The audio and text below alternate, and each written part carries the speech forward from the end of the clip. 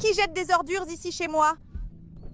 Comment ça, votre maison, mademoiselle? À ce que je sache, c'est la décharge ici. Nous sommes au milieu de nulle part. Je ne savais pas que vous étiez là, allongé par terre. Ce n'est pas du tout une décharge ici, monsieur. C'est chez moi ici. Vous êtes riche. Vous pensez pouvoir faire ce que vous voulez avec les gens. Vous devez avoir plus de respect, compris? Parce que je vis ici. C'est mon lit ici. Vous ne voyez pas?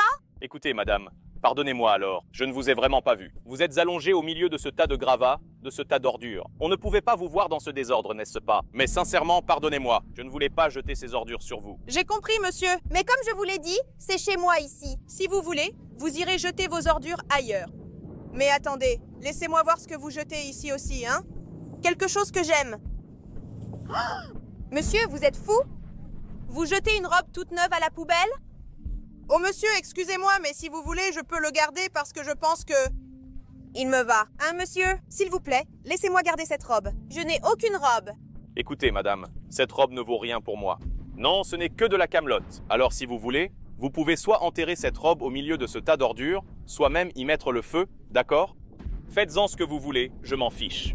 Y mettre le feu? Pas question d'y mettre le feu, monsieur. Ah, mais aussi, n'est-ce pas? Vous êtes riche. Ça ne vous sert à rien, ça. Vous finissez par ne plus accorder de valeur aux choses. Mais regardez, monsieur, cette robe est très belle. Elle me va et elle est toute neuve. Écoutez, mais attendez. Cette robe est à vous? Ne me dites pas que vous êtes... Non, monsieur.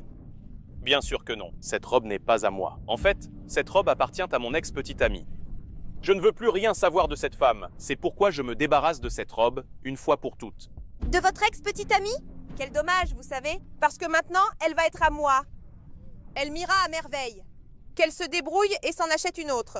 D'accord, c'est bon. Vous pouvez la garder. Mais éclaircissez-moi un doute. J'ai remarqué que vous vivez ici. Vous travaillez dans quelque chose? Eh bien, monsieur, comme vous le savez, n'est-ce pas? Je vis ici. Et puis les gens finissent par jeter des ordures. Alors je commence à ramasser les choses, n'est-ce pas? C'est du recyclage. Ensuite, je les vends. Je gagne une misère. Mais ce n'est pas grand-chose, vous savez. C'est juste pour moi, pour ne pas mourir de faim. Alors, mademoiselle, puisque vous travaillez ici, vous faites du recyclage. Et l'argent que vous gagnez est insignifiant, n'est-ce pas? Servant juste à ne pas mourir de faim. J'ai une proposition pour vous. Que diriez-vous d'être ma petite amie pour une journée? Je vous paierai très bien pour ça. Qu'en pensez-vous? Vous devenez fou?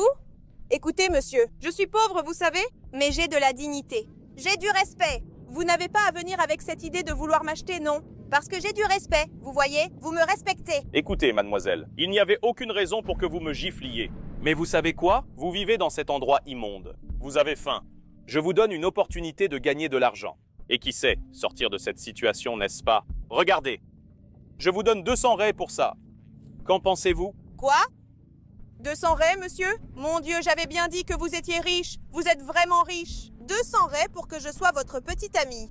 Écoutez, monsieur, j'accepte. Avec cet argent, je vais acheter beaucoup de choses. Et je vais même acheter une maison. Eh bien, on dirait que vous aimez l'argent, n'est-ce pas? Mais vous savez quoi? J'ai un rendez-vous prévu avec cette ridicule de mon ex-petite amie. Et vous venez avec moi, d'accord? C'est un déjeuner. Un déjeuner? Écoutez, monsieur, j'y vais, mais... Vous l'avez échangé contre moi. Vous n'êtes pas si bête que ça, finalement, hein?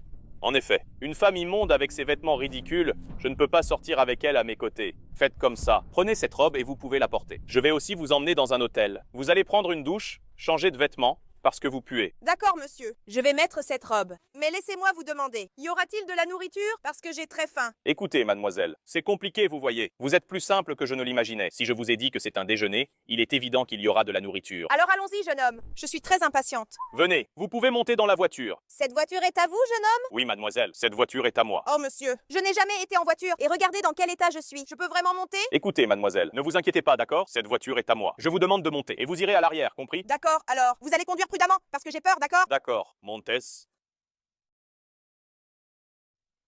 Mon Dieu, est-ce que ce plan va fonctionner?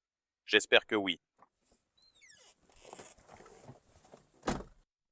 Oh là là, ça fait déjà 2 heures que cette femme est entrée dans la salle de bain pour prendre une douche. Mais en même temps, hein, cette saleté accumulée depuis des années, ça doit être difficile à enlever. Mais il est peu probable qu'elle arrive à être jolie. Salut, Kevin. Écoute, j'aime beaucoup cette robe. Je pense que ça a marché. Qu'en penses-tu? Waouh, je ne sais même pas quoi dire. Je n'imaginais pas qu'une douche serait capable de faire un tel miracle.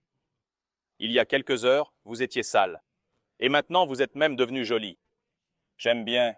Merci beaucoup. Mais dis-moi, pourquoi as-tu rompu avec ta petite amie? En fait, je n'ai pas rompu avec elle. C'est elle qui a décidé de mettre fin à notre relation en me trompant avec mon meilleur ami. Beaucoup de gens me disaient qu'elle ne valait rien, qu'elle n'avait pas de caractère. Mais j'en ai douté. Et j'en